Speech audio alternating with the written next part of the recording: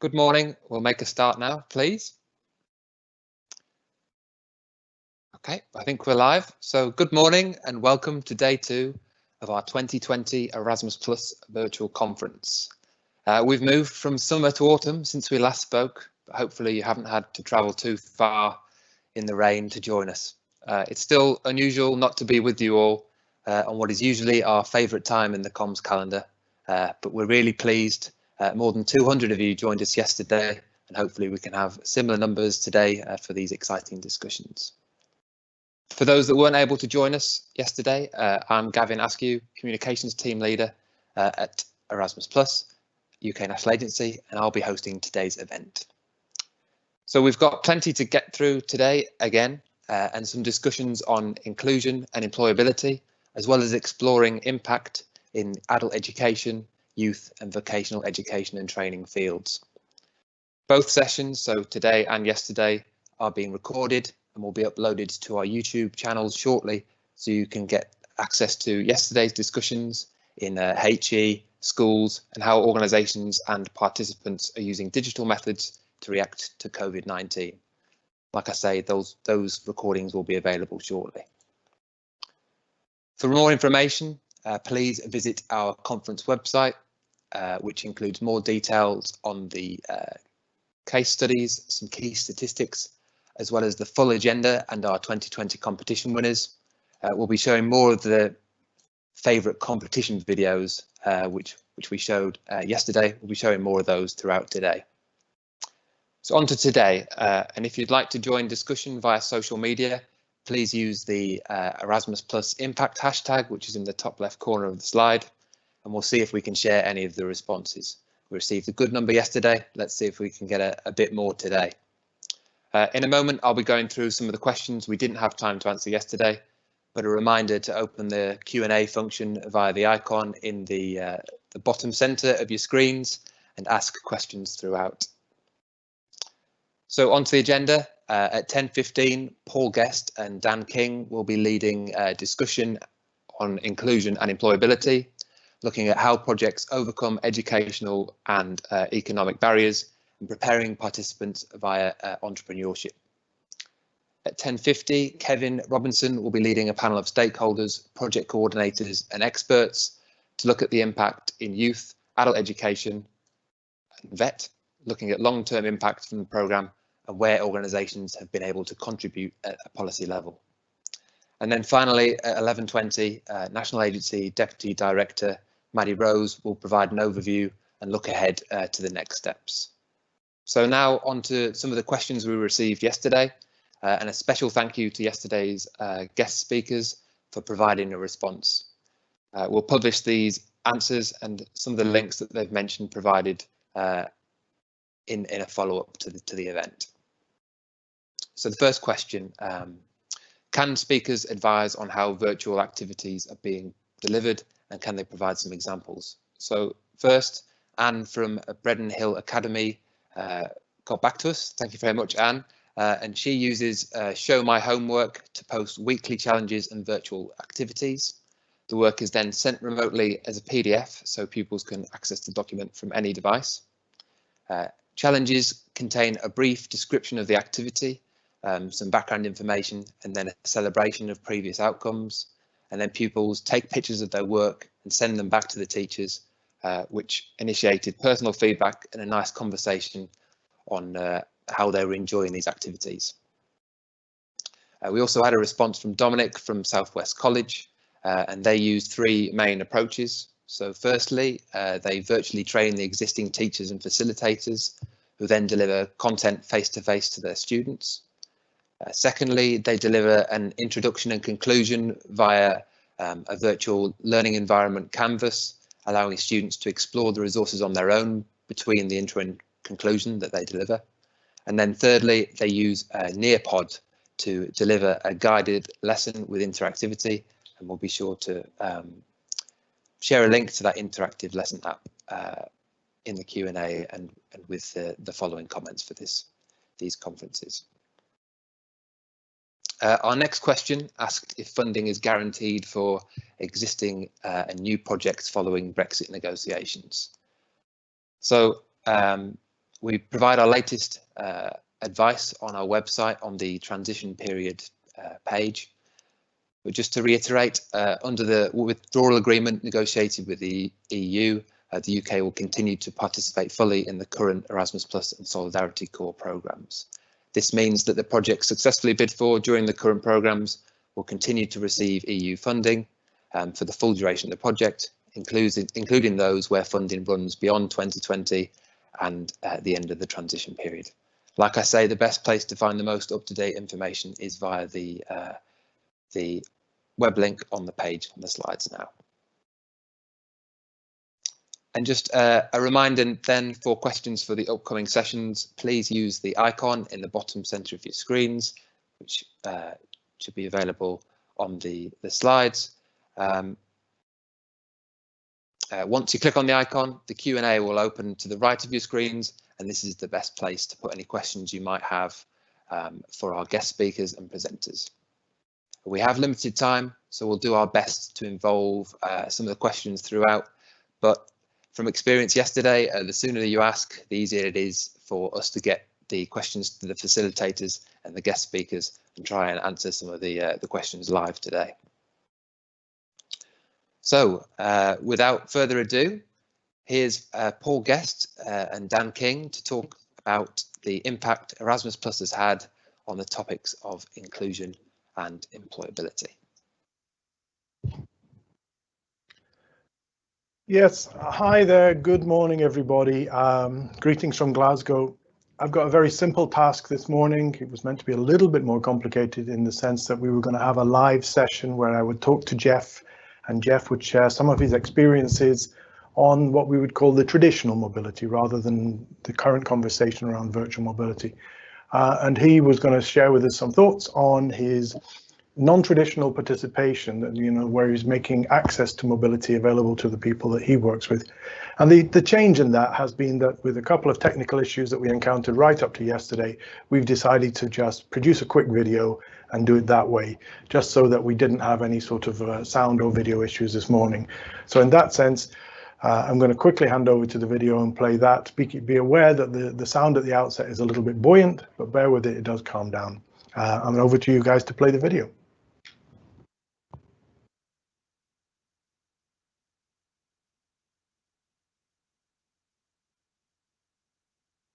Good morning, everybody. My name is Paul Guest. I'm an educational consultant. I've spent much of the last 3 decades working in and around education, training, and European project management. I've been an applicant, I've been a project manager, and I've even worked in Brussels managing the program for some time. I'm here this morning to speak with Jeff Spinks, Head of European and Business Development at Morthing Group Limited, which is a registered charity and vocational training provider and provides a number of programs in a range of sectors, but Jeff himself will tell you a little bit more about that. But yeah, let's go over to Jeff. Jeff, if you could begin by providing an insight into your organization, into your history of European funded projects, into the most recent project that you've done in and around European mobility, and most importantly, into the individuals that you're working with. Yeah, good morning, Paul. Morthing was part of what we call Morthing Group, and we're based in South Yorkshire, which is the head office. And we also have training facilities which are in Warrington and Merseyside. I personally have been involved, including my chief exec, Chris McCormack, for over 30 years, since 1997, in the earlier projects, which were Petra 1, Petra 2, which tended to be exchange projects, looking at curriculum and meeting a number of organisations and partners in different countries, which was really the platform for Morthing to move forward. We then moved into Leonardo projects, and then we moved into Erasmus Plus. The situation really is about engaging with people who are disadvantaged, who have social and economic problems, and mums and dads long-term unemployed. They've had poor education, never really attended school, very, very few qualifications, and they come onto Morthing's programs through our study program. And our study program takes them through a number of sort of areas, which includes vocational studies, work skills, And there's the opportunities there to move into the vocational sector. And the vocational sectors that we currently work with are the ones that we're using within our current projects. There's construction, which consists of joinery, carpentry, plastering, painting and decorating. We also have quite an entrepreneurial program, which is performing arts. We do retail, and we've also in the past had mobility projects in hairdressing and motor vehicle. The main project we're currently working with is called Vector, which is the Vocational European Curriculum project, and it's looking at recognition, embedding into every young person the opportunity to see a different European country, and also to actually be aware that opportunities are there, because these young people are not the type of young person that would readily move into an apprenticeship. And they really do need that little extra to make them sort of aware of the fact that opportunities and career pathways are available to them.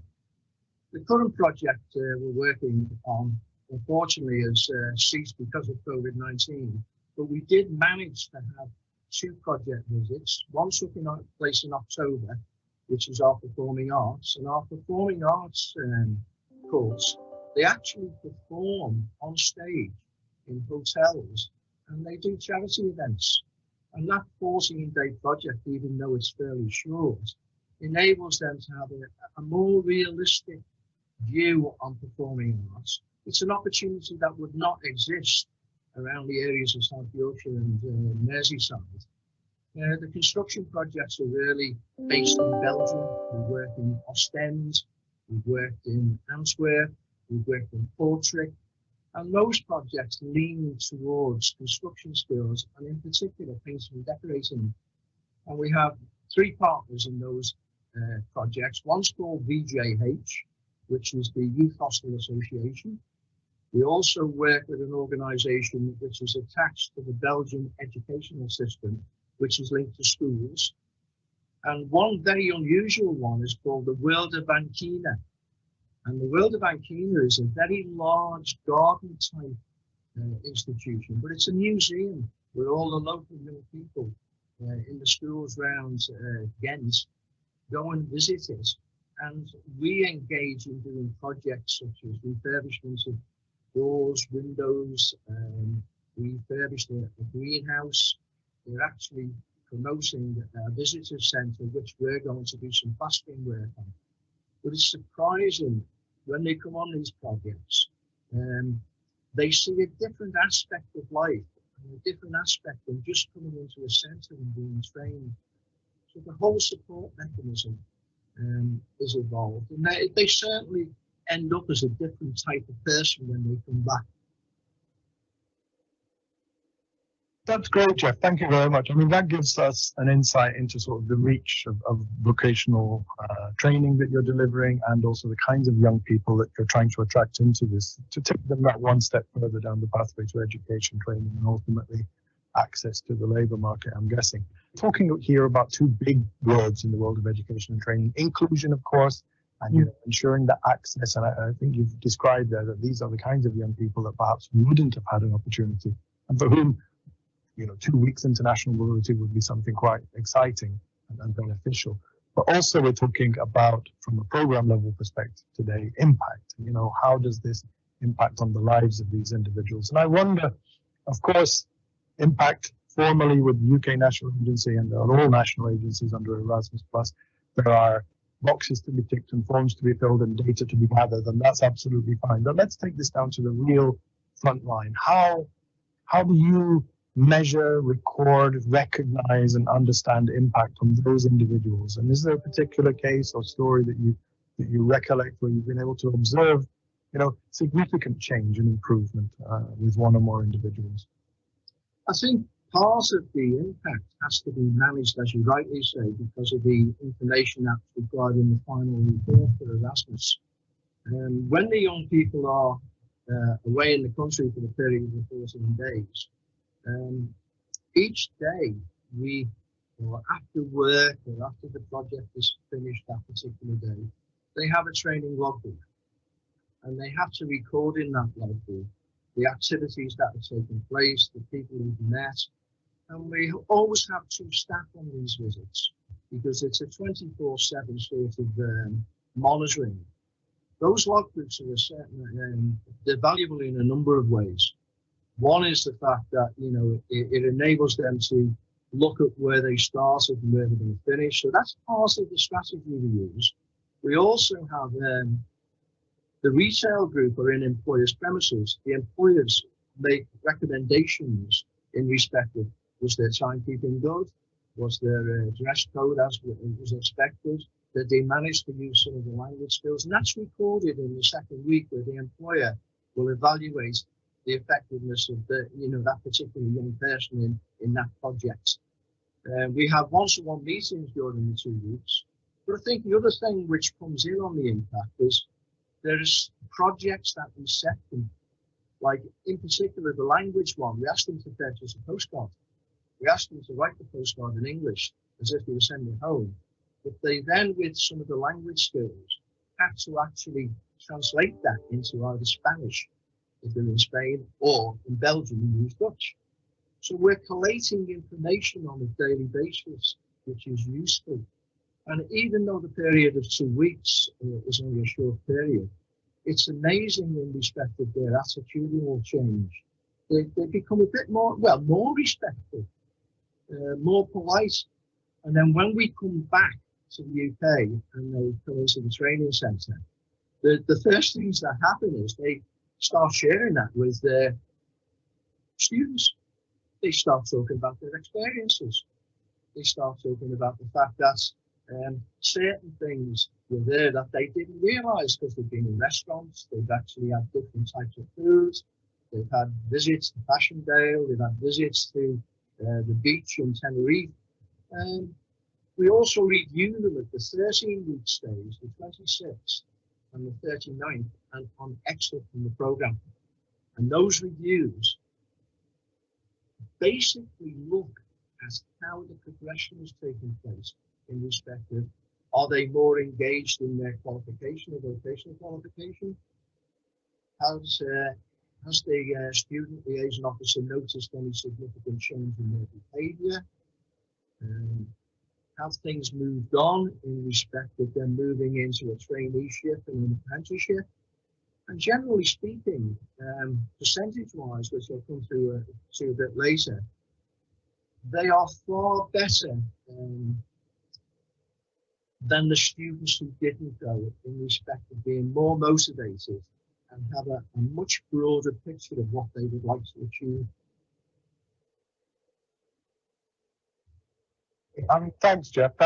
That's very interesting. You talk about a number of measures of periodic reflection, which is good. It's very interesting to hear how you're using language in practical manner, but also, you know, something that would interest and engage those young people. I like the idea of, you know, them coming back and relating with their peers, and certainly that's something I think that would be very good for a promotional aspect. And of course, it's nice to hear that those who do participate in this grow as individuals, and we've often talked about short-term mobility as delivering, you know, the individual perspective, the human perspective, the transversal, communicative, team building, etc. And I think these are very self-evident from what you described. So we've talked about the project itself, its reach, the vocations that you deliver, the audiences that you work with. There's definite evidence there of how important and how useful and how exciting this can be for the participants. But what about as an organization, Morthing? I mean, you've got a wealth of experience, as long as mine, if not longer. How does the information that you gather inform change, development, improvement within the organization? Do you stick with what you've got, or are you constantly having to rethink? I think the first impact is on staff who haven't been on projects before. The interest they're showing, we actually designed a chaperone training course. And the chaperone training course, we used to run a weekend residentials. And that was to make sure that if members of staff who were keen to support the development of these young people, and also looking and liaising with our partners in the curriculum and embedding a different aspect perhaps into our curriculum, they realise that it's not just a jolly there's a level of responsibility which is on a 24/7 basis, and the tasks that have to be done to ensure learners engage and enjoy it, because the enjoyment factor is a big issue. You can't just drive it forward on the basis of training. The social and cultural aspects are key aspects, and those chaperone training courses, not everybody wants to go on them after they've done the course. The reality is it does focus on the fact that we're doing it for a purpose, which is the young people. When every young person comes on our program, the induction program involves Erasmus Plus, and we have learners from previous years, 1, 2, 3 years ago, who will come in on an induction, and they will discuss what they learned, how they've moved forward, and how they've actually got a career now, where previously that may not have been the case if they'd have just carried on. And you can see the significant difference between youngsters that come on the program and those who didn't participate. Our recruitment levels have gone up year on year. You know, we started something like with a 3, 4, 5% increase. We're now looking at 10, 15, 20% increase in young people coming on the program. That's being influenced not solely on Erasmus Plus, but the package they can see, which is something that a lot of training providers are not able to deliver. And it's fortunate that the funding from Erasmus Plus has enabled the group of learners that we work with to take advantage of it. Listen, Jeff, I think you summed it up in a sentence there. Erasmus Plus has served you well as an organization. It's allowed you to deliver these opportunities for mobility to those who perhaps wouldn't naturally encounter such opportunities. You've also highlighted the importance of what that does in terms of developing the human, the individual, the transversal skills. I think it sounds fantastic what you're doing. Hopefully we will continue long into the future in whatever form future programs will take. I'd like to thank you for your time. I believe there was one last direction you wanted to send us in terms of those who might want to access further information on the program. Yeah, it was last year we did a case study, a story, which went on the Erasmus Plus website. And the Erasmus Plus website can be easily found on the internet. And it gives you a broader outlook on the way we've managed our program. It leans towards the construction, retail, and the performing arts. But it's a useful resource because anyone that's possibly coming into the program for the first time, it enables you to see what we've done. There's no problem if you want to get in touch with me. All the details of Mooring Group are on the website, and I'd welcome anyone to get in touch with me. The only last thing is, when I started 30 years ago, I had hair. Well, I think we all need a little more. Jeff, thank you for your time. Yeah. I'm going to close this down. I'm going to hand back to the studio. Guys, if you could also share the link of the Erasmus story on the chat box, then that would enable people to further link to this. Thank you, Jeff, and thank you, everybody. Goodbye. Thank you very much, Paul.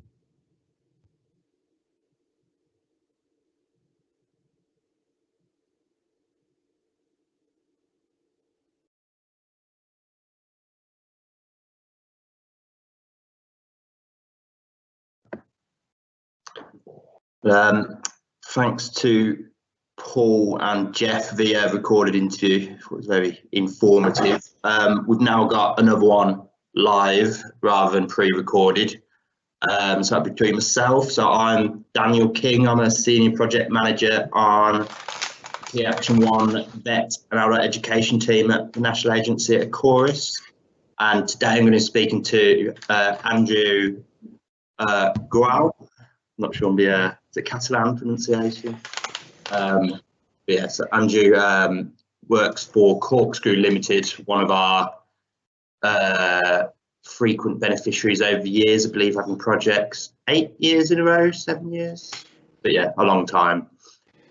So we're going to be discussing today Corkscrew's projects and how they impact on the employability of their participants. So welcome, Andrew. Could you please introduce yourself and tell us a little about Corkscrew as an organisation? Thank you, Daniel. Well, thank you also for letting us be part of this conference and kind of like highlighting our project. So as Daniel said, my name is Andreu Gual. You can call me Andrew. It's fine. I'm used to that.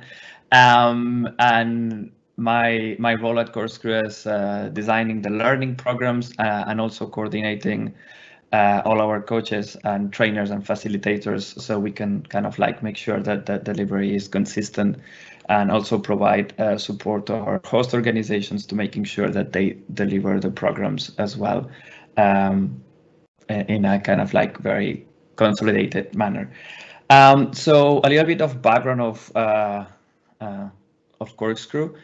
What we do, basically, we work with different educational institutions, from high schools to vocational educational colleges, but we also work as well with universities in different places in the world, UK, Sweden, the States, Australia, and also we work with PhD students and life sciences.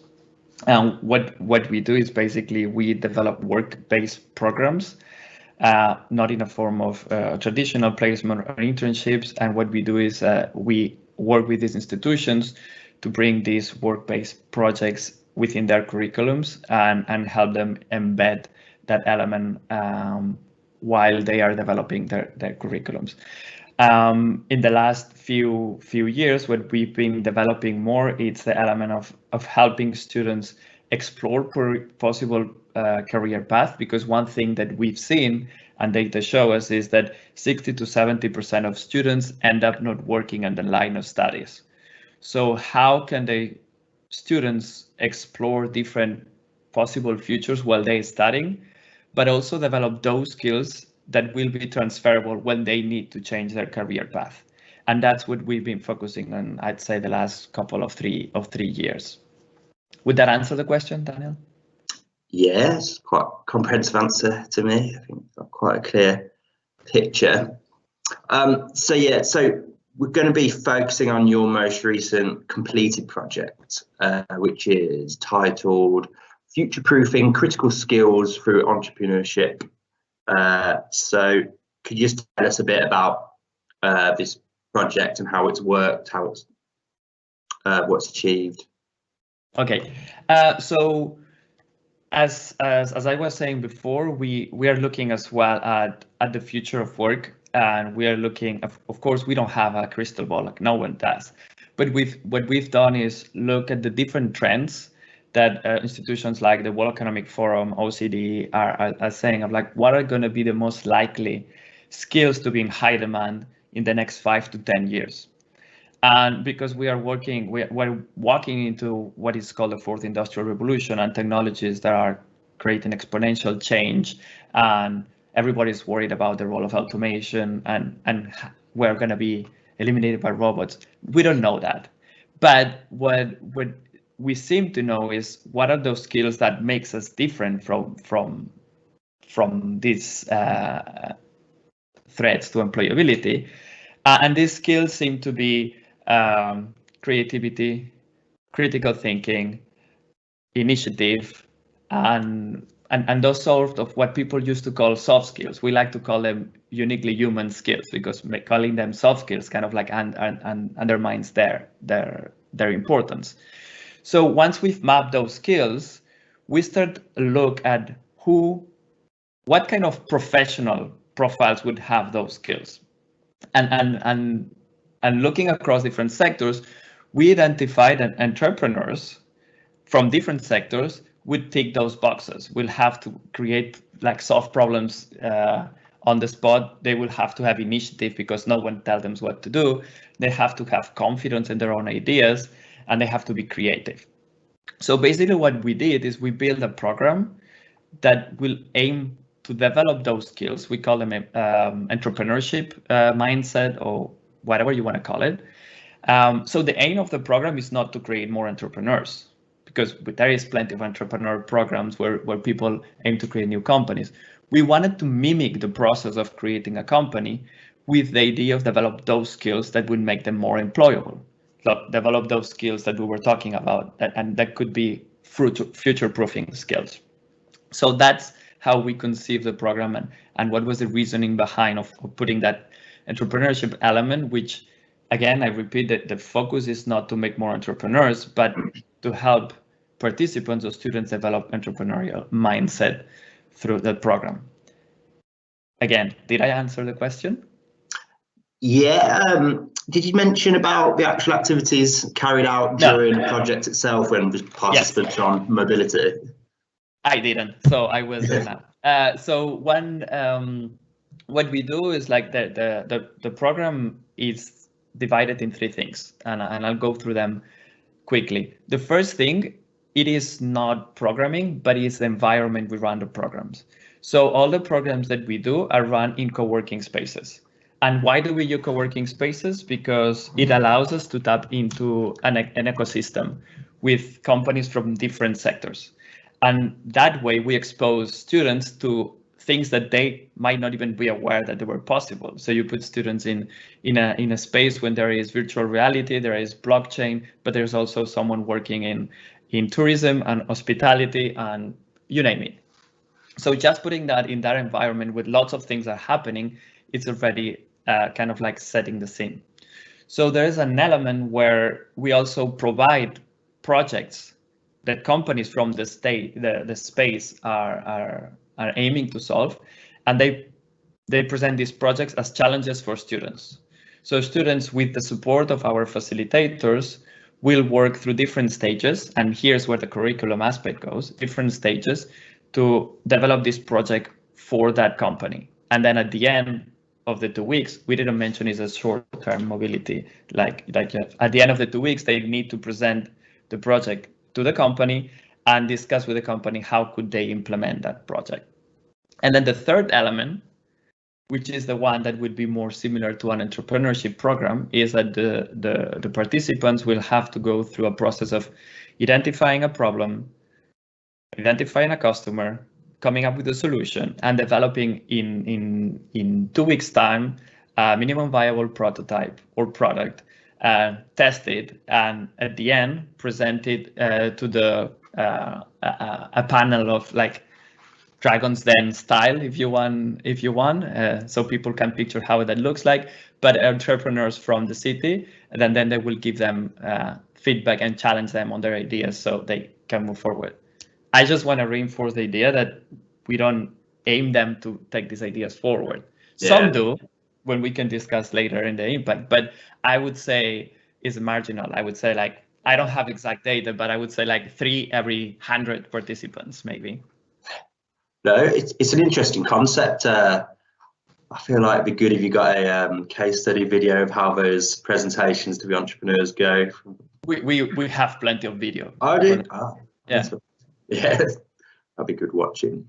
So no, it's very interesting to hear how you deliver your projects, and it sounds like it's quite like an innovative approach to reaching your objectives. But we'll just move on to now, like after the project. So are you able to talk us through what your projects have achieved and specifically achievements relating to employability? Yes, so the first thing to mention here is, like, as you said, we are a beneficiary organization, but we are a consortium.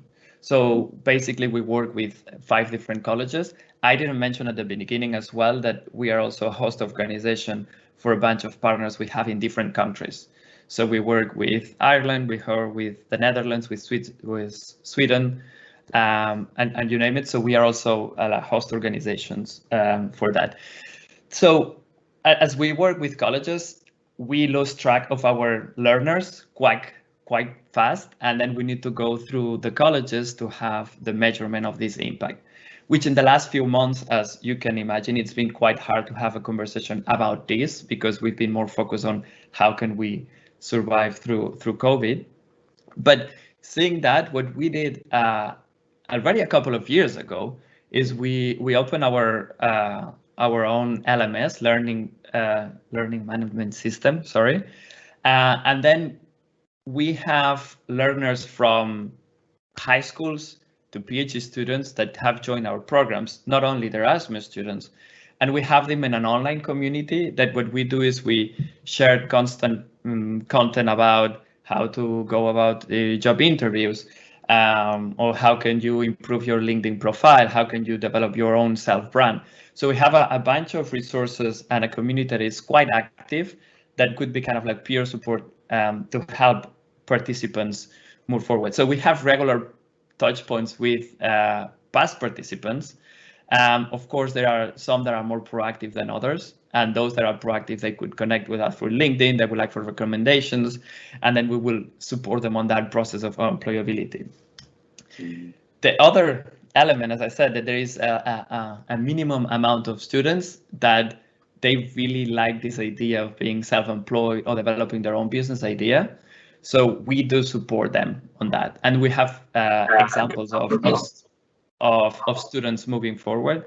And then, of course, that idea changed completely from when they had in the program, but that's a normal process of coming up with a business idea that will evolve and pivot. So as we saw, we couldn't keep track of their students. We created this platform, which is being helpful to keep in contact with the students.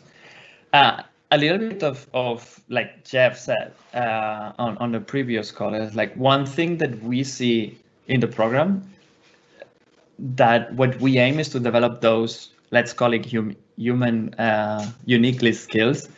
So it's very hard to track how this exactly has an impact on employability. One thing that we hear from colleges is that they come back with their confidence up there. What we aim is to show students that learning can be done in any environment. It's not limited to a classroom, that you need to be the master of your own learning. You have to be a lifelong learner, that you need to have initiative to keep learning. And that's also one of the end goals. Yeah. And one thing that we've seen as well, sorry, I'm going to stop here, is like, and it comes back to the COVID situation, is that we've aimed to work with our colleges and help them embed the work-based projects in their curriculums and do it in a sustainable way outside the framework of Erasmus. How can we embed internationalization when students can't travel? And we've seen a great interest, and that for us is also a KPI on the colleges see the value of the programs that we do and the development of those skills. So for us, it's very hard to go back and see in the long term if they actually got a job because doing our program, but we try to have different touch points with them and support them through that process. Hopefully that answered the question. Yeah, that's good. Is there any specific, success stories you can think of to share with us? I mean, for me, a success story that I have, I mean, and it's a weird one, but every time that a student parent connect with me through LinkedIn, thanking me for the work we done, it's kind of like that day I said, like, it's worth what we do. Yeah. So, but it's not specifically, it's not related to students, but we have students that have told us like, okay, after the program, I realized I want to change my studies. So maybe colleges were not very happy about that, but realizing that doing after the project, because we do a deep reflection of what are their values, their drivers, what they want to actually do with their life. And a student saying, I want to change that, and then I want to go to university. That's for us a case study of saying, okay, of someone that's saying, actually, I don't want to study anymore and I want to travel. That's also a success case, like empowering students to make decisions that are not made by themselves. That would be also a case study for us. And I'm aware of time, so I know you have a couple of more questions, so I will let you. Yeah, we've got about 2 minutes left, so we're trying to get through them quickly. So this one, which may well be our final question, just from a technical perspective, with regards to how you deliver the project, working off the program rules and everything, requirements. Do you have any good practice examples you'd like to share with the audience, which help you deliver your project? Could you reframe the question, please? So for the delivery of a project, so for things that you guys at Corkscrew do to organise the project, are there any good practice examples you'd like to share with the audience? You mean from the whole mobility or the learning program itself? The whole mobility is just like interesting way or good ways that you deliver the project. Well, as I said initially, I am just in charge of the learning aspect. Yeah. So I'm not the project coordinator. So I don't know the nuts and bolts of how everything works.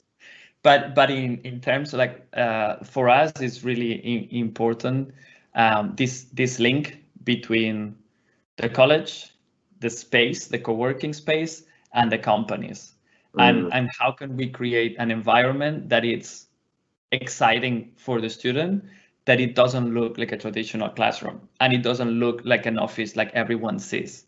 Just having this triangle and putting like SMEs in a creative space and students that like in Jeff's case, sometimes they come from rural areas and they haven't been.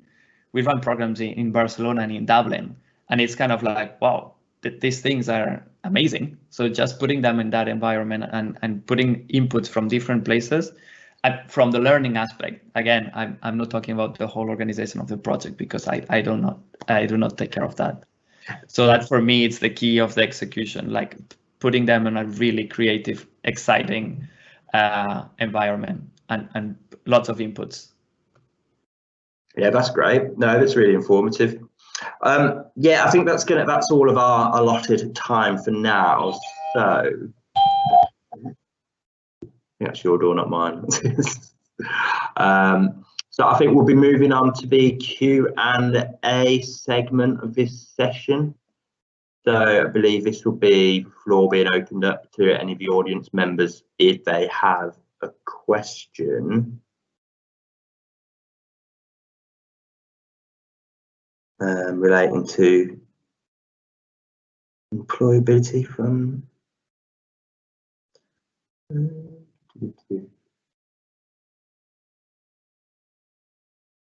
so just give, I believe guys can, these questions will be coming through the live event Q&A section, correct?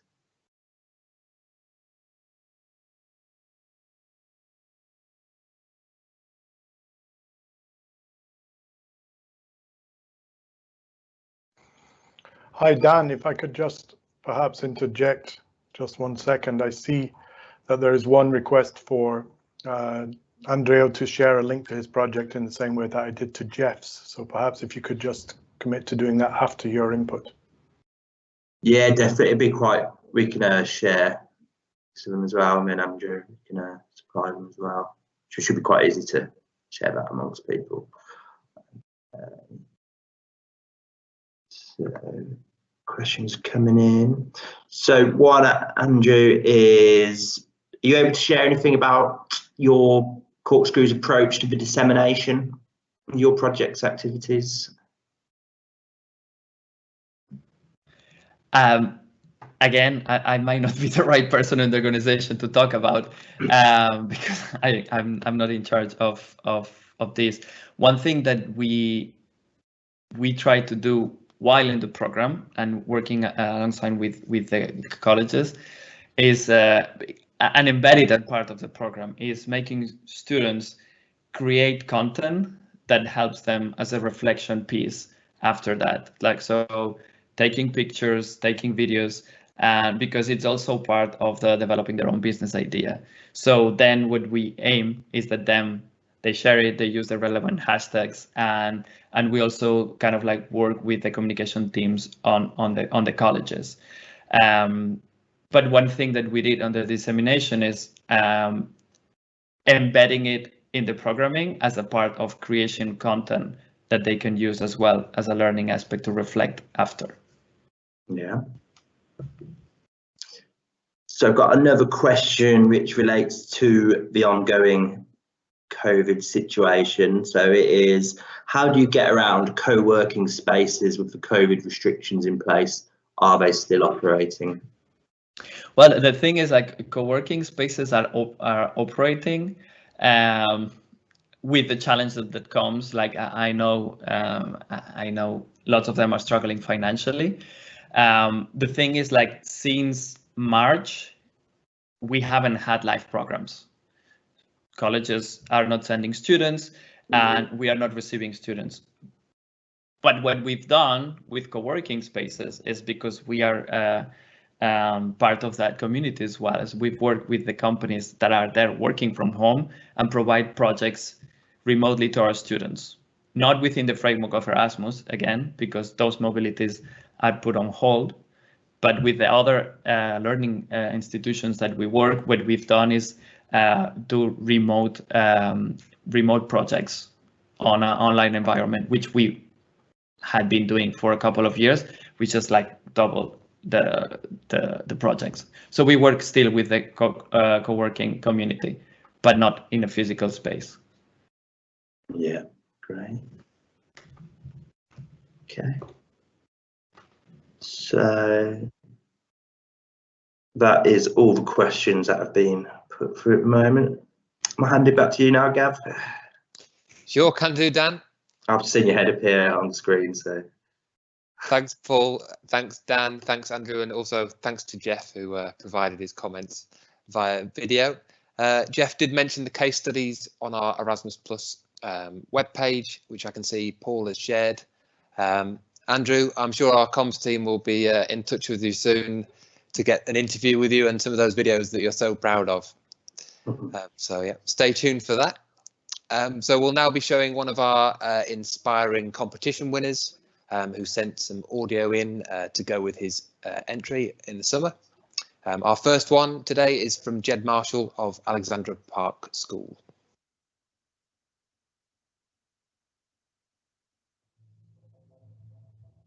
My first experience of Erasmus Plus was being asked in my first year of teaching to accompany a group of students on an exchange trip to Torun, Poland. I was nervous, my first big school trip, and naive to the beauty that is an Erasmus Plus schools exchange. 4 days into the trip, I was standing on the top of an active nuclear reactor, watching the Drenkov radiation bathe us in a ghostly blue glow. My manic excitement made my students nervous. They had no idea how lucky they were to see such an incredible spectacle at such a young age. Fast forward 4 years and I visited the Future of Fusion at ITER in France, chilled with ancient ice cores from Greenland in Denmark's Niels Bohr Institute, and was set to visit the European Space Agency Space Centre in French Guiana until the present crisis halted those plans. As a project coordinator, I am constantly extolling the virtues of Erasmus Plus for my students. However, let's not overlook the excellent experience it gives educators. My picture is me in Poland, back there at a wind farm, loving life. Thank you to my Erasmus Plus journey friends from Denmark, Norway, France, Greece, Germany, Poland, Spain, and French Guiana.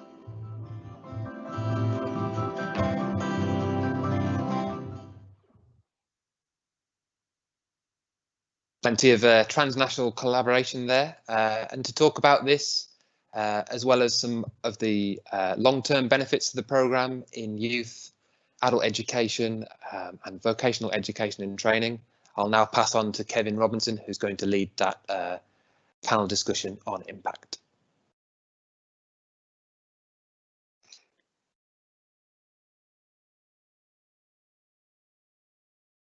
Thanks, Gavin, and good morning, everybody. My name is Kevin Robinson, and I'm part of the UK National Agency team based at a chorus here in a somewhat rainy Birmingham. As has been mentioned, in this session of the conference, we'll be looking at the longer term and systemic impact of Erasmus+. The focus of the panel discussion yesterday was on the higher education and school sectors. And today we're turning to the other sectors represented by the programme, namely vocational education and training, or VET, adult education and youth.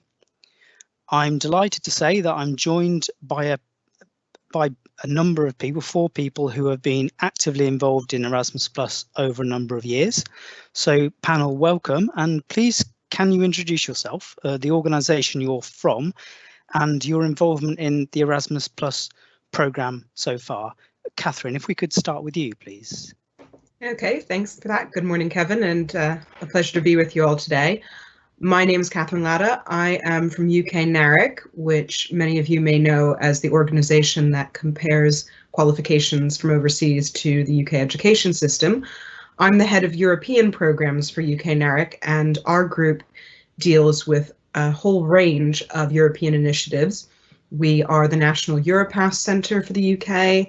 We are the ReferNet agency for the UK and the ECVET contact point for England. And my role also involves coordinating our input both as lead and partner to a range of Erasmus Key Action 2 and Key Action 3 projects, mostly focused on vocational education and some on recognition issues across the range of educational levels.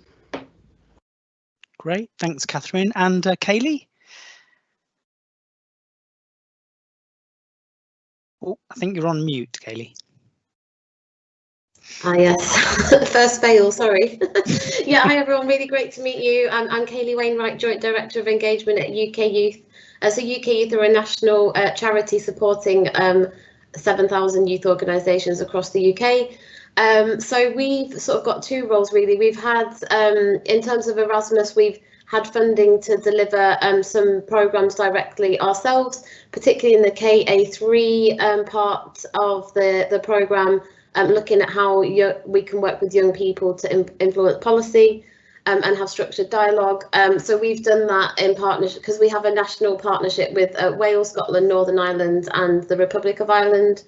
And also, obviously, lots of the organisations that we support have access to Erasmus, and we've supported them to do that either by being a partner on their applications, and also we've done quite a lot of analysis on the impacts of Erasmus and other European funding on the youth sector and how it's benefited.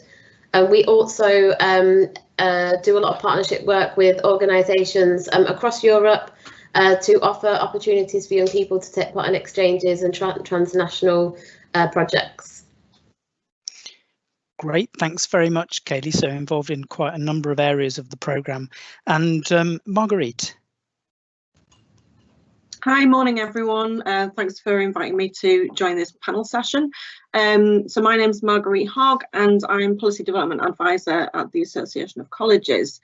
And my focus there is on adult learning and skills. I've had this role for about a year now, but I have been working with AOC since 2007 on international projects. And prior to that, I worked in an FE college writing and managing EU mobility projects. So I've probably been involved in Erasmus or the predecessor programmes for nearly 25 years. In fact, when Kevin and I were talking the other day, I think we worked out we've probably known each other for about 20 of those. So. Great, thanks ever so much, Marguerite, making me feel old there. And last but not least, Sian. Good morning everyone from a very rainy Wales as well. My name's Sian Holleran, I work for Colleges Wales, Colegau Cymru.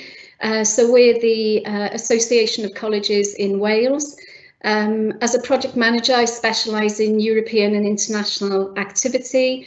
I've submitted consortium projects on behalf of the FE colleges in Wales since 2010, so when Leonardo da Vinci was still around. We've grown our projects from 30 participants in 2011 to just over 800 in our recent 2020 project. Hopefully those learners will be going on 2-week work experience in Europe over the next couple of years. And I also apply for consortium staff mobility projects for this sector in Wales as well. Great, thanks ever so much, Sian. Can I just add that on the live video, Andrew, we can still see you. If you'd like to turn off your video so we could, that's great, many thanks. Not that we don't want to see you, obviously. So if we could kick off the discussion then, if we could ask you to give us an example of a project, you know, going into the specifics possibly, that you've been involved in or are involved in now, that's had an impact on the delivery in your sector. And if we could start with you, Kaylee.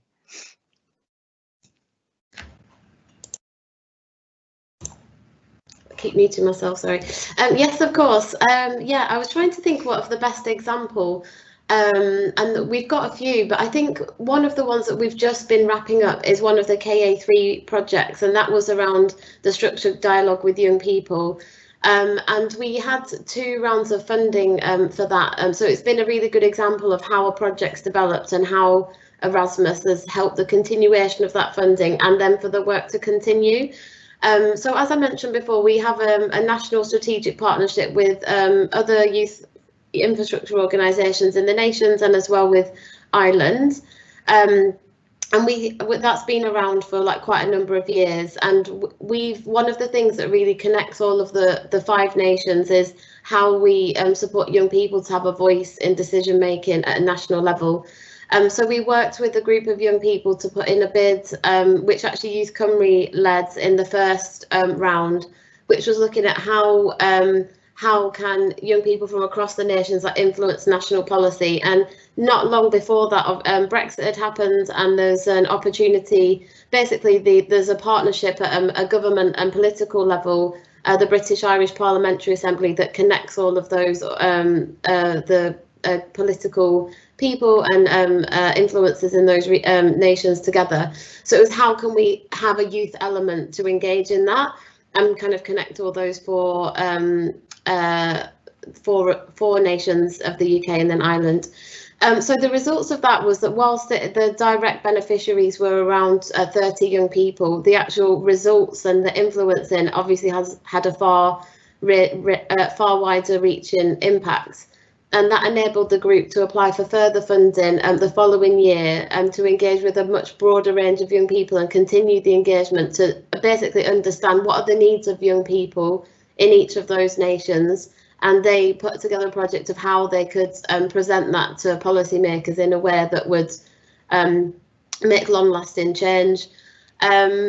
Actually, one of the wider benefits of the project was actually, whilst there was the policy influencing part, was also the nature of the programme and learning about each other's cultures, and even within the UK, and sort of so that the opportunity for people to come together, learn about each other's backgrounds, meet friends and create relationships from those other nations has been probably more long lasting and beneficial than the actual policy work, because of partly because of ongoing Brexit stuff. So the ability for young people to actually influence that has been reduced quite a lot, obviously, and then COVID. So yeah, that's been a really important project, and that has actually really cemented the partnership even stronger, has enabled young people from each of those areas to create connections and understand what are the different issues in each of the areas of the UK and what are the similarities. And so that work's then been able to influence wider policy and influencing work in each of the devolved nations. So that's a really good example, I think, of how funding like this can really help to have that structured dialogue and enable young people to really engage in a way that's meaningful to them and that's led by them. And whilst the direct beneficiaries might be small, the opportunities for other young people to get involved in that was very significant. Great, thank you. And so it's had a kind of snowball effect. Absolutely, yeah. And just in terms of also the way that the kind of programme enables you to reflect on the process, to then think about how you might do that in the future in terms of engaging with young people, with decision makers, I think is really important. It's not just about what was the outcome, did young people get something over the line with decision makers? Obviously that's important, but it's also about that ongoing dialogue. Yeah, absolutely. Marguerite, can I ask you the same question about any particular projects you've been involved in or are involved in at the moment that you think's had an impact on the vet sector?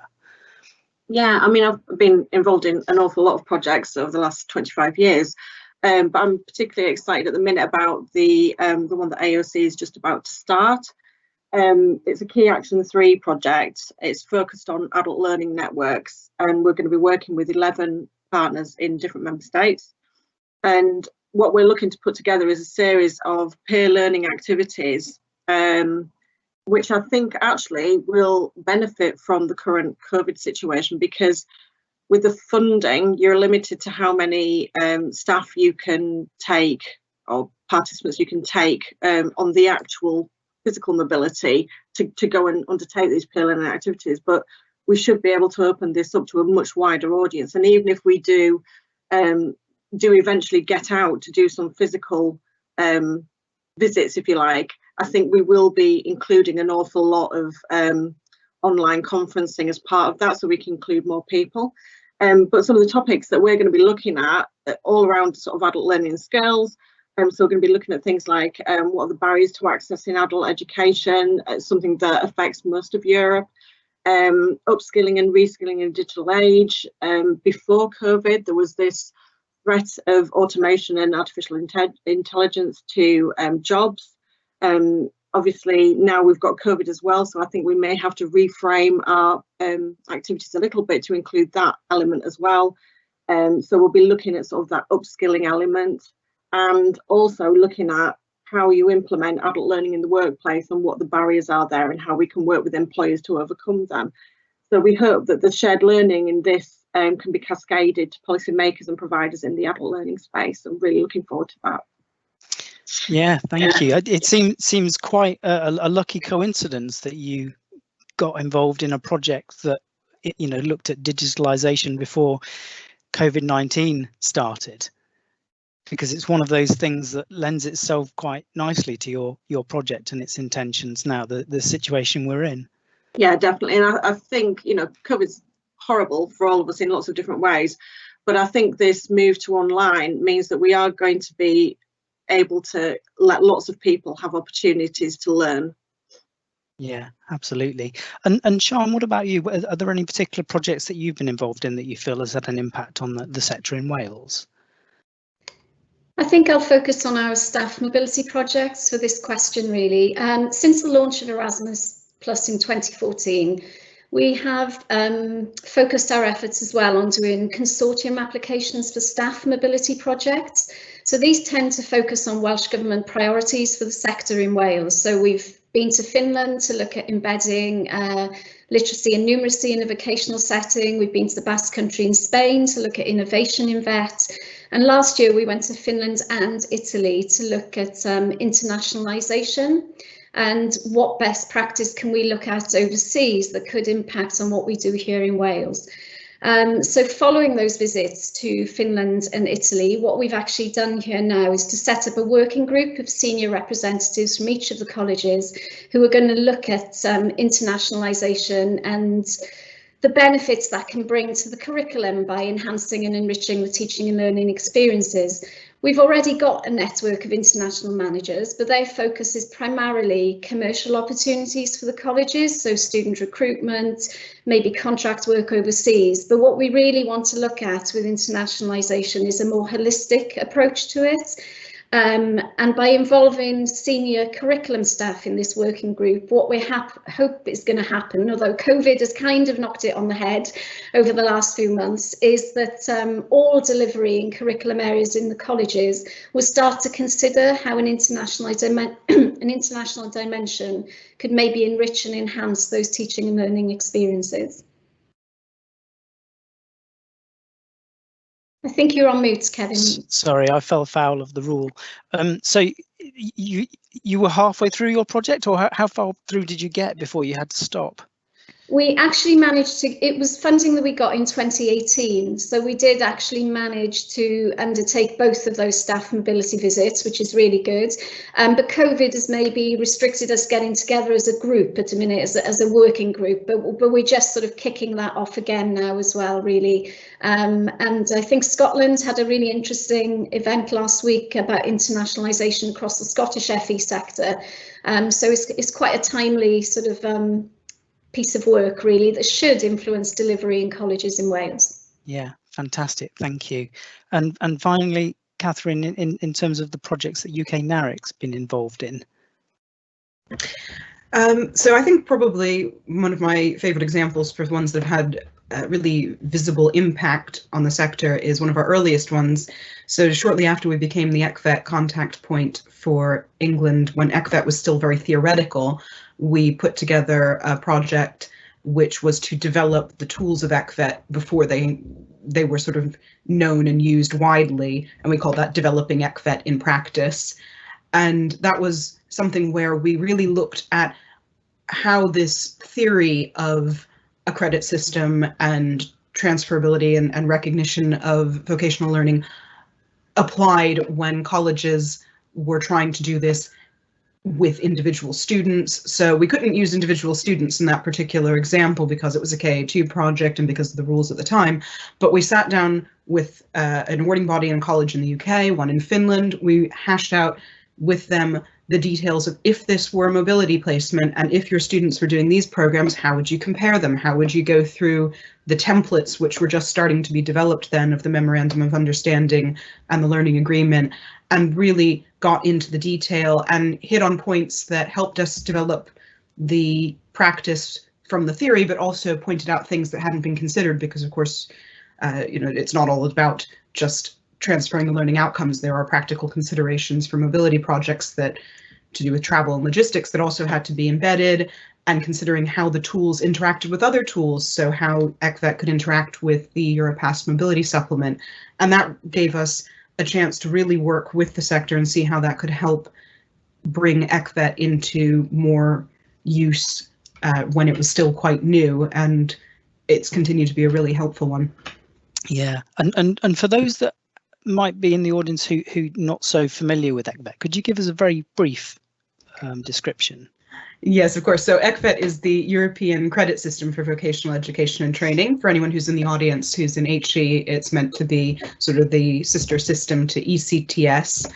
And it was originally designed as a credit system, 60 points for a year of full-time vocational learning. But over that period of development, because of understanding how vocational education and mobility placements for VET can be very different across countries, it's developed more as a toolkit for helping the partners to sit down, understand each other's processes, and work out how, through a sort of bilateral conversation, they can say, this is what the student's going to look to learn on their placement. This is how it compares with learning outcomes they would be looking to achieve in the same sort of way at home.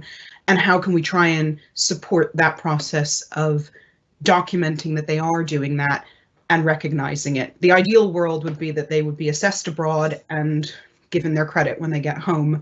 Sometimes it doesn't quite meet that because of various other issues which we looked at in other projects to do with things like assessor requirements.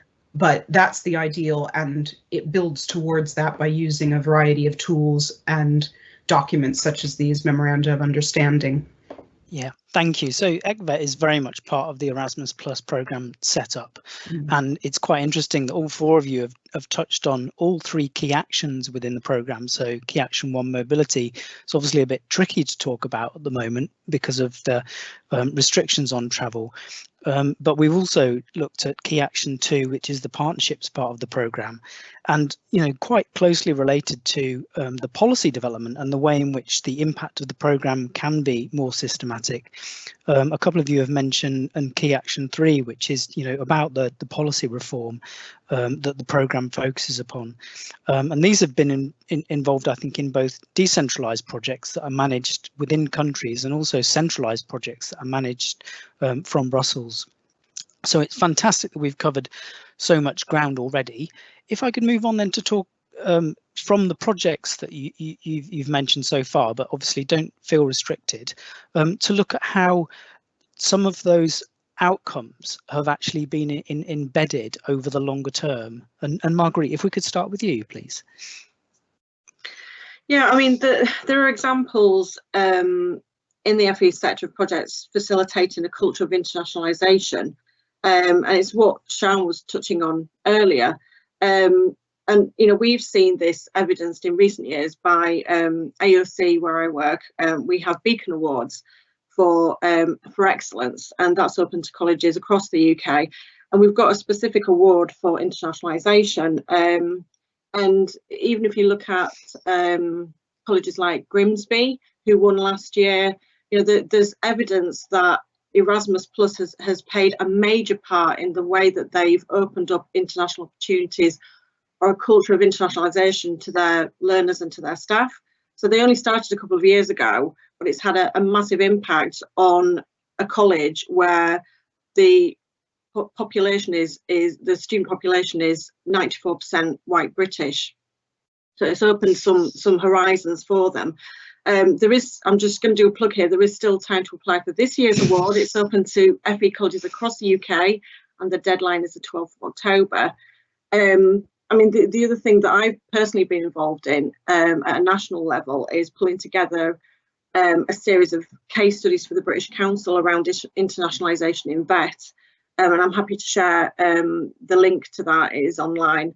But you know, it's clear that Erasmus Plus and the predecessor programmes have played a huge part in this culture of internationalisation across the sector, and how important that is moving forward. And I don't want to say the B word, but as we move into post-Brexit world, you know, we don't want to cut off ourselves and our young people and adults to looking outside of the UK at best practice in their field of expertise.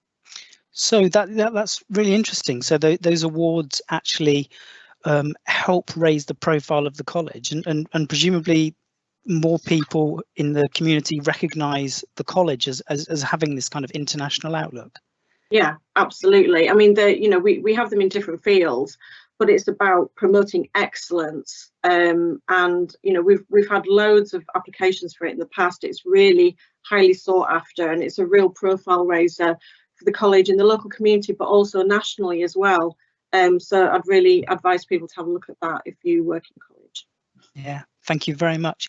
And Kaylee, can I ask you as well, in terms of the youth sector, whether or not it's been possible to kind of embed any of these activities in the longer term? Yes, definitely. I mean, I think there's a couple of examples I can think of.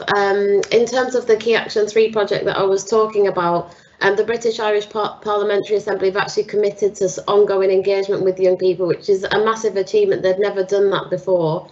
And as I said, that whole forum and programme is kind of on a halt, but for other reasons outside of our control. But the fact that actually then young people outside of, like, you know, our work and other, you know, but will also include others, will have the opportunity to feed in directly to influence that, you know, is a great long-lasting outcome for us. And another project that we had, which I think was Key Action 3 a few years ago, we hosted a really big conference called Creative Collisions in partnership with 9 other large youth sector organisations. It was it also brought in like cross-sector experts to think about how we think, like look at young people's outcomes differently. And we basically hosted a massive conference for about 3,000 people, young people and organisations and youth workers. And since then, like the partnership that created with the national youth sector organisations has enabled sort of over a period of time for us to develop the Back Youth Alliance, which is a national youth sector forum that kind of is there to really represent the scale and reach of the sector and influence government. So it's just, I think it's how the programmes can kind of kickstart at some thinking and an idea, and then enable that sector to kind of develop and change. Obviously, we've got loads of stats on sort of like how much income like has the youth sector has been able to get through Erasmus and things like that. So I think individually for young people, obviously there's many long-lasting outcomes from them having the opportunity to take part in residentials and exchanges and that kind of thing. But at policy level and kind of share and embed that learning, it's you know, it's the things that I said about shifting people's thinking in how they work. Sure. Yeah. So you really kind of build momentum from a single project and Yeah. kind of create this identity for internationalization in youth. Yeah, definitely. Yeah. And Sian, I think you may have already touched on this really in your previous answer in terms of the college representatives that meet now to talk about how they can embed this within their colleges. I'm guessing then you see this as a kind of long-term prospect. Yeah, we've Colleges Wales has Erasmus Plus mobility projects detailed in its sort of strategic and operational plan, really. So there is an expectation every year that we will apply for funding on behalf of the sector. No pressure on me at all, of course.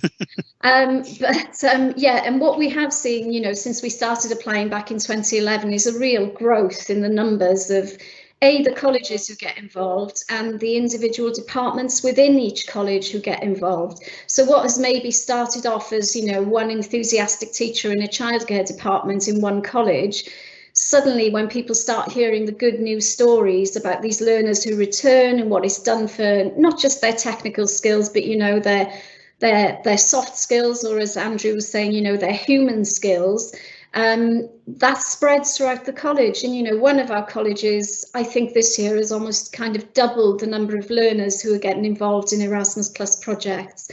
And I think the other thing that helps to embed these projects within the college is the focus that we've got now on quality mobility experiences. So initially, when we started these projects, people were so worked up about, you know, the travel, the accommodation, the health and safety, which are really, really important elements of the mobility. But the focus has kind of shifted to, well, what learning outcomes can we identify before these learners go? What tasks would they need to be doing to achieve those learning outcomes? And could any of that learning be linked back to the qualification they're studying in Wales? And, you know, from a senior leadership team perspective in the colleges, that's a better sell than them just seeing 2 weeks abroad and what have they really got out of that, you know. And I'm really not downplaying the soft skills and human skills, because I still think those are probably still the most important parts. But, you know, this gives a focus on this being a real learning experience. And I think that helps for it to become embedded in colleges. Yeah, sure. And what about the colleges that are not currently involved? Are they able to kind of learn from the experiences of others? Yeah, we obviously, because it's a consortium, so we will have colleges involved in the consortium who've been there since day one when it was Leonardo, you know. So they've been with the project for 10 years, work with the same partner.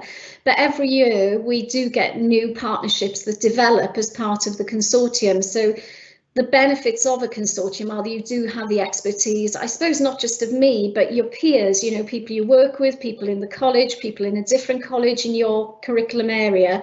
And that builds, I think, like Kaylee was saying, a certain momentum and a certain engagement with the programme, really. Yeah, great, thank you. And finally, Catherine, in terms of the projects you've been involved in, how have you been able to kind of embed them into, you know, ongoing work?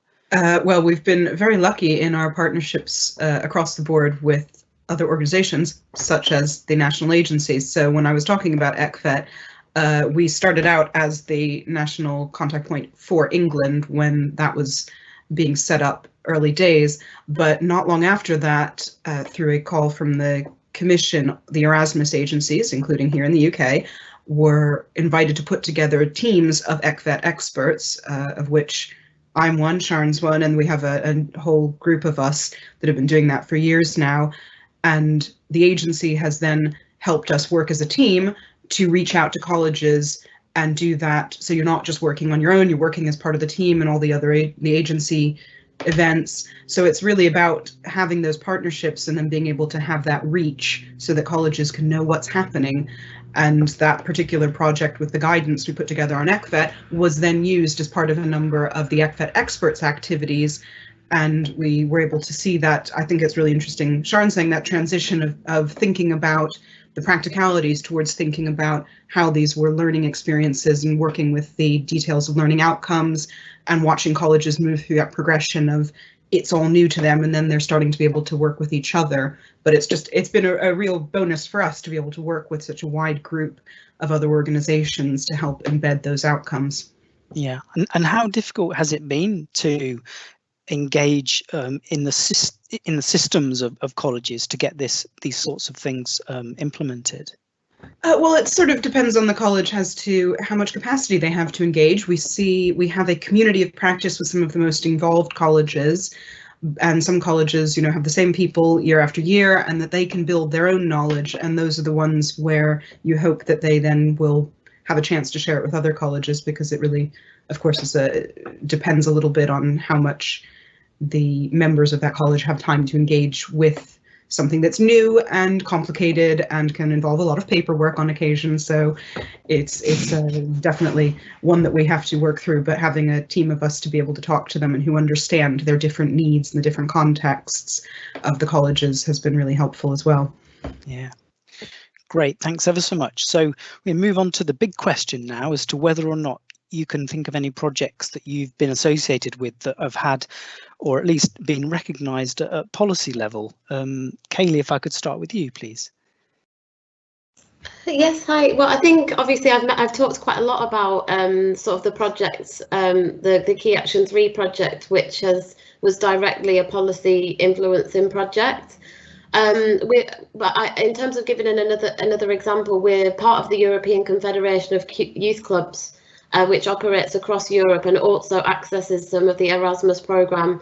And that directly, again, like links into some of the work that's happening with the European Youth Forum, the EU and the Council of Europe, specifically in terms of issues that young people are facing, and really thinking about how young people from across, like all of the countries that are participating in that programme, can input into the policy decisions that are being made. So I think that's just an example of what, that's not something we've like hosted, but we've been a key partner in and enabled young people in the UK to feed into that process. And really without that that I don't know how it would happen in that way. So it's really, it's about the funding, but it's also about creating those pathways and that structure, as I mentioned before, to really enable that engagement and have that direct link into policymakers. And having the structure around a programme like this enables you to do that in a way that's going to have a longer term impact and short term impact than just, you know, doing something without that. It's sort of, like I said, it creates that momentum, it has that buy-in, it's recognised, and it enables you to think about what those short term and long term impact outcomes are. Yeah, absolutely.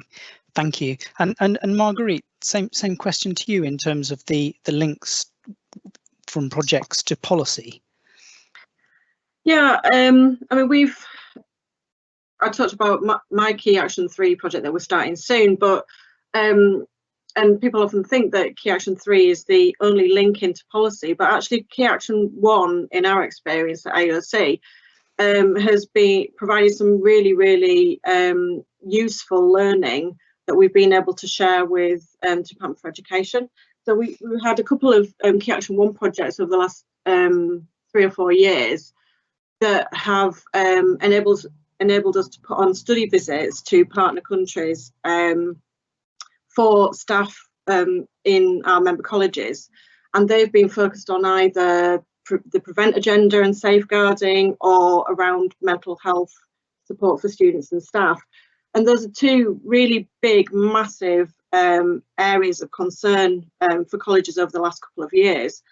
And certainly the prevent focused ones had a lot of interest from some of the key teams working on the agenda at DFE, and we actually had someone from one of those teams who came out on one of the visits that we undertook. So that was brilliant because they were able to then observe the learning from another country and to sort of share practice and to hear from participants from member colleges about some of the key challenges that they've got on a day-to-day basis. And then the mental health one had huge interest from national level contacts at the Department of Health and from NHS Trust. And I think the position that we're in at AOC as sort of a national association, a little bit like Sian will be at Colleges Wales, is that we have those direct links into policymakers. So, you know, on a daily basis, all of us, certainly within the policy team, are having discussions with different members of different teams within DFE. So there's that direct link in all the time. And we'd always say to our member colleges that if they are seeing any good practice that they think could make a significant impact on policy at a UK level, that they share that with us and we're able to sort of then direct that into DFE. Yeah, no, that's really interesting. So the starting point is the international and the projects that you've been running, but actually in terms of the links to policy, you're able to you know, evolve in terms of projects that you are involved in to actually to link into those policy developments. So it's quite a flexible system that you have there. Yeah, it is. And I mean, the other thing that I would say is that Key Action 2 projects are especially brilliant at creating innovation. So colleges will share with the EU partners, they come back with lots of ideas and different methods of teaching and learning, and those especially, those innovative projects are going to be really key sort of messages to drive through, because we've got the FE reform white paper due out soon, and certainly I'm hearing that innovation is going to play a big part in that. Yeah, absolutely. Well, I'm just looking at the time, and to prevent me being told off, in order that we don't run over by too much, I'd just like to say thank you, Kaylee, Catherine, Marguerite and Sian. And I'm really sorry that we didn't manage to get to all of the questions and all of the issues that we were looking to hit. And if I could now hand back over to Gavin. Thanks, Kevin. Yeah, I'm sure we could have listened to that for much longer. Some really excellent conversation, some crossover with the COVID and the digital discussions that we spoke about yesterday, and plenty of innovative resources, which I can see are now in the Q&A section on the right. And we'll look to follow up those in an email with those that registered on the Eventbrite page, as well as a resource sheet on our conference webpage post-event. So before the final thoughts, we'll now show our final competition video. A past participant, but where did she go? From University of East Anglia into the snow. There's much more on our website or a link on the right, but enjoy this first. Daniel Carey to recite.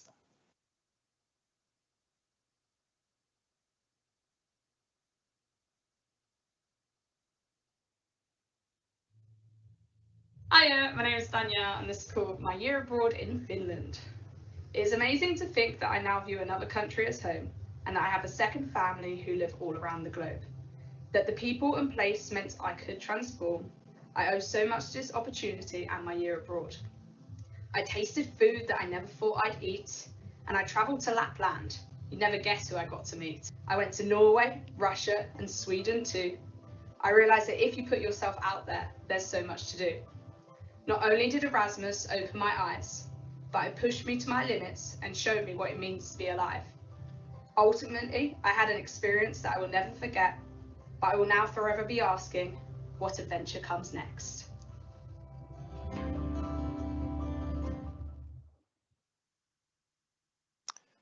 I hope you enjoyed our series of videos. Like I say, there's a link on our Q&A if you'd like to see more. I'll now pass on to Maddie, who will be covering some final thoughts over these last couple of days.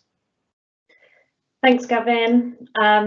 Thank you all for what's been a wonderful 2 days of reflection on the impact of the programme over the last 7 years. And I think for us, you know, this year in particular, everyone's been working remotely for a long time, and being able to come together even virtually has been a really wonderful treat, an opportunity to hear about all the fabulous activities that everyone's delivering as part of the Erasmus Plus programme, and to hear about the wide range of benefits and impacts that it has on everyone who's participating in the programme. I think that, you know, obviously there's lots of questions and many of you are asking about what's next, and we just don't know the answer at this stage because a lot of this is dependent on the EU negotiations. But what we do know is that the government remains open to considering participation in some elements of the Erasmus Plus programme, the next phase. And it's also considering a wide range of options in regard to future international education exchanges, including a domestic alternative. So this really isn't the end point for us. It's more about finding out what happens next. And I think it's really important to stress, as Gavin said at the beginning of the day, that whatever happens doesn't affect the UK's participation in the current Erasmus Plus and European Solidarity Corps programme. So any project that's been successfully funded this year or in previous years during the course of this programme will continue to receive EU funding for the full duration of the project. And we've got a lot to celebrate still this year. We've got a large number of live projects that are continuing into 2021 and beyond, including 870 projects which we've funded and approved so far this year. And we're going to be really excited to follow those projects and to see the results and impacts of those. So there's plenty still to come from the current programme. Just want to take this opportunity just to remind you, we've touched on this a couple of times during the last couple of days, but we've got still some upcoming deadlines in October. So there's 1 week to go until the 1st of October deadline for the Youth and Solidarity Corps Round 3 funding. So organisations can submit applications for youth mobility, youth partnerships and youth dialogue funding, as well as applying for the European Solidarity Corps volunteering activities. We've also touched on during the course of this last couple of days the European Commission's new call. It's a new decentralised call for Key Action 2 strategic partnership projects, which is on the 29th of October. This is really a response to COVID, and these new calls focus on 2 key areas. So the first one is innovative practices in the digital era. So really relevant to our current working environment and the current way in which education is being delivered. And this area of the programme is open to school education, vocational education and higher education. And then there's also a second round for skills development and inclusion through creativity and the arts. So this is about finding new creative ways to engage with people. So I think very similar to some of the case studies that we heard and some of the experiences that we've heard from our speakers over the last couple of days. This one's open to organisations working in the youth field, school education and adult education, and all of the application support information is all on our website, so please do, if you're interested, take a look at that, and it's an opportunity to try out some new activities in kind of digital and creative areas. I think I'd just like to kind of end and round up by thanking everybody for attending our first virtual conference. We've had over 200 participants joining us over the last couple of days. It's the first time that we've done anything like this, so we very much welcome your feedback, and I'm sure my colleagues will be sharing the link for that in the Q&A box. Yeah, tell us what you've liked, tell us what could be improved. We always want to hear those aspects. I'd like to take this opportunity to thank all of the speakers for contributing to our panel discussions. You know, it's quite challenging to do that kind of remotely, but always so interesting to hear of the diverse range of organisations that we're funding across the UK, and to gain a little bit of an insight into the activities that you're supporting. I'd also like to say a big thank you to everyone in the National Agency Communications team for working behind the scenes to support with the preparation for this year's conference. You've done a great job of pulling this together from your spare bedrooms and kitchen tables, and you know, the events, normally we work together in such a collaborative way in the office, so to be able to kind of pull that together remotely, I think you've done a remarkable job.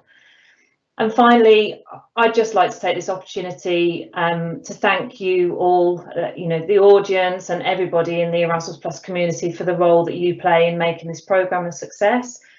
We've had lots of external factors to contend with over the course of the last 7 years, but it hasn't hampered your commitment, your enthusiasm and passion, which you show day in, day out to enable so many people to benefit from this programme. It's been a real privilege to be part of this programme as the national agency and to share in the life-changing journeys that so many people have commenced on. And we know that these journeys continue for many months and years ahead, and long may those Erasmus Plus experiences continue to enrich the lives of the people that participated. So thank you all. Thank you for joining us over the last 2 days, and I hope that you enjoy the rest of your day.